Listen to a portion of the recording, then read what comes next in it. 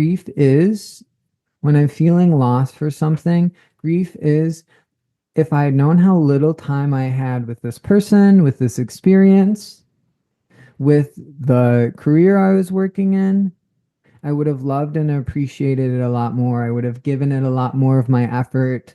I would have been a better version of myself in the moments that were the most special.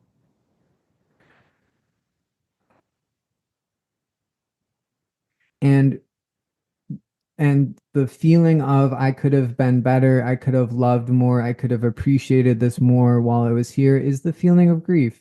And whatever loss you're going through, you're going to feel grief. If it was something that was like a big experience in your life or you spent a lot of years doing, you will feel grief with when you go through a loss. You're never going to I would say you're not going to be able to love and appreciate something so much that you don't miss it when it leaves if it was a big part of your life. So we don't need to beat ourselves up for feeling grief or think I did something wrong by feeling grief, because grief is part of the human experience. Your feeling of grief is actually a feeling of, as I lose, like I talked about this in the last video, it brings up pain that I'm ready to face. Kind of like pulling a cord that pulls maybe like stuff up from the bottom of the lake.